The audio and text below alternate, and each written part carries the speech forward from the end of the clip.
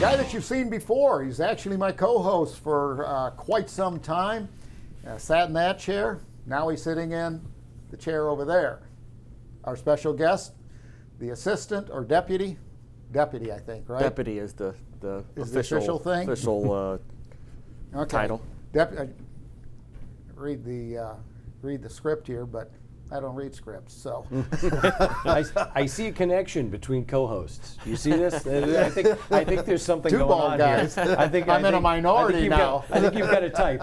At least for now. Yeah. Hey, Gerald Richardson, welcome aboard. Glad to have you. And you didn't know it, Gerald's a heck of a golfer. He used to be the director over at First Tee in Lakeland, and actually the West Central YMCA, Yep. correct? YMCA West Central Florida. There we go. I had it a little dyslexia of speech, but fact of the matter is, you were with Polk County Tourism and Sports Marketing for quite a time. You switched over to the Parks and Rec Department. Now you're deputy director over there. You're kind of rocking it like you did with sports marketing. Yeah, glad to be, the city of Haines City. Obviously, no hidden secret, a lot of growth out that way. With our parks right now, we got a couple things in the pipeline that we're looking to add facilities, sports facilities that I know will help bring people in. You guys will be knocking on my door or calling my phone soon from whether it's Alex or Raylan or one of them. Hey, can we use your facilities once they're built? So enjoying it. Been not quite a year, but some great things at the city of Haines City, and obviously, as we're here to talk about Ironman coming up, that's one of the big ones that you guys kind of helped brought to the county. Yeah, it's one of these sort of defining Haines City events, where the city is behind it. Folks come down. Tell us about the route and what people can expect. Yep, this year the Ironman 70.3 is December 10th. It's on a Sunday. So registration is open and really stays open all the way up until the race. Last year had people registering day of, showing up, registering. As long as it doesn't get full, registration gets full, then they'll cut it off. But usually somewhere around 2,000 participants that are coming in, the county. Most are from out of the county, obviously. There's not 2,000 people in Polk County who can run an Ironman. I do know that much. But you're not going for a jog and rolling your Huffy up. No. Casual swim. This is serious. Yeah, race begins 7 a.m. Starts with a mile and a half or 1.2 mile swim right there in Lake Eva, followed by 56-mile bike ride through Haines City, actually even out to part of Lake Wells and then back, and then finishes with a loop of a 13.1 mile run. So it's nothing you want to sign up for if you haven't trained for quite some time. Yeah, that's just not my forte. It has never appealed as a participant now. It's cool to watch, they've got some talented folks, but it's an individual sport, but putting together an Ironman like Jack was talking about is really a team effort. And the team of Haines City and Polk County, now Visit Central Florida Sports, Polk County Sports Marketing, did something that even Ironman never thought would be possible. And I know you were part of that a few years ago, but when Hurricane Michael came through and just ripped the Gulf apart, it was bad, and destroyed the courses, destroyed infrastructure, people died. Particularly hard hit was Mexico City Beach.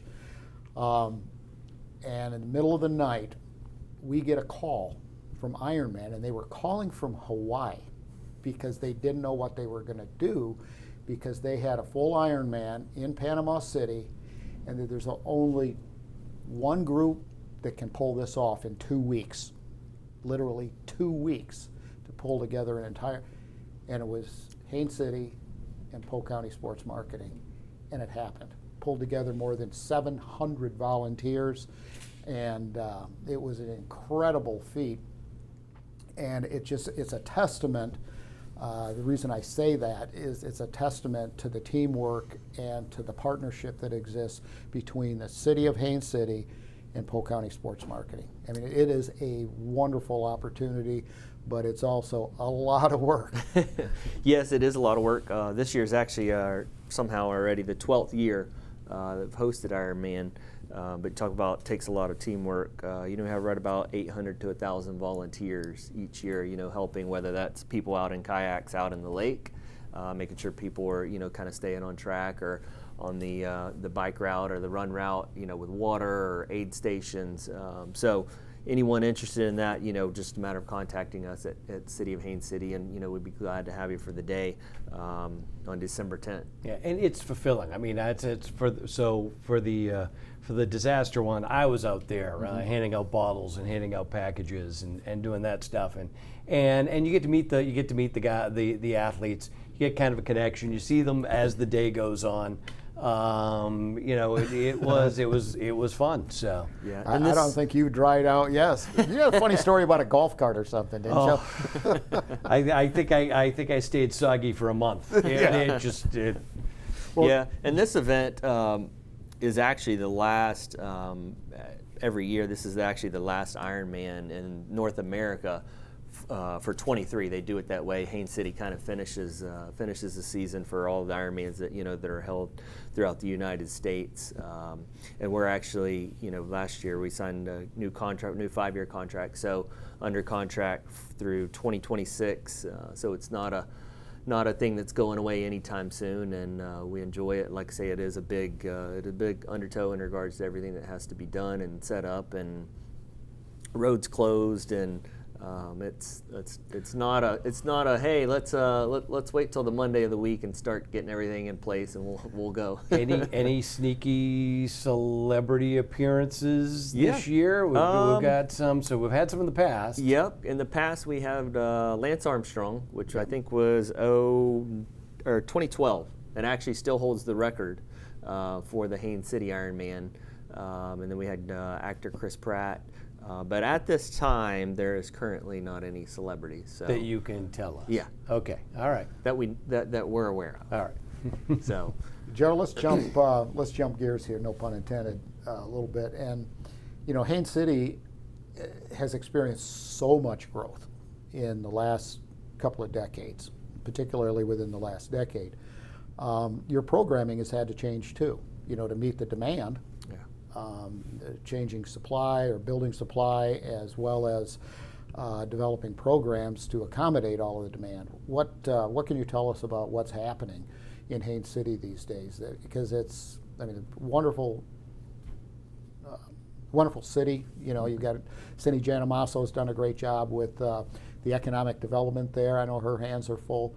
But on the programming side, what do you got going on?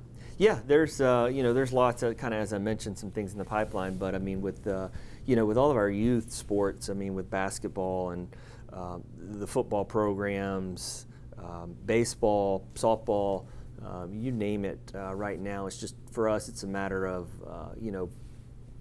trying to compact schedules and nights and pushing into weekends and facilities. We do have 2 indoor basketball gym facilities, but when it comes to outdoor fields, we have a football field and baseball complex, Little League baseball complex. But like I mentioned, we're in the process now of building a soccer. It's a small complex. It's 1 field, but across the street from there, next to our Larry Parish complex, we have a 32-acre project that kind of in the planning stages in regards to what it's going to be, whether it's going to be a couple baseball quads or a quad and 4 or 5 soccer fields together, all right there in one spot. So we're doing our best. We're definitely behind the 8 ball in regards to having the facilities to be able to house all of our residents, but we're doing what we can do to catch up to that.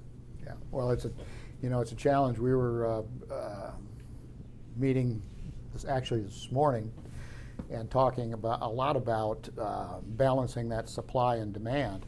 And one of the primary strategies of sports marketing has always been, we get the demand first, and you build your supply. You're in the same boat. Yeah. But it's relatively risk-free because you already have the demand. You have the customer but now the supply has to be, you got a little bottleneck there. Correct. And so, you know, I'm confident with under the current leadership and so in Haines City, you guys can pull it off, you know. And you've got plenty of experience. I imagine some of the things you picked up along the way at sports marketing have been beneficial at Haines City, huh? Definitely, definitely so. I can say that, you know, having the opportunity to be there, you know, kind of when we were design meetings with the chain, with what's coming on there, and, you know, gathering that knowledge and those things to kind of help, you know, like I say, with the project that we'll have coming up here in a couple of years, you know, with our 32-acre project, to be able to lean on some of that knowledge with that, and then some of the other facilities that, you know, kind of came online when I was at sports marketing. Well, you're doing a good job, and, you know, best of luck continuing your leadership. And with, what are the dates of the Ironman? Let's December 10th. Yep, So- Sunday, December 10th. Okay, and leading up to that, usually there's people there a week. Sometimes some of them Oh, are yeah. there for 2 weeks training. Yeah, throughout the week, you know, set up and all that. We do have on the 9th, they do a small kids race, small kids Ironman, but the main race is December 10th. Well, check it out.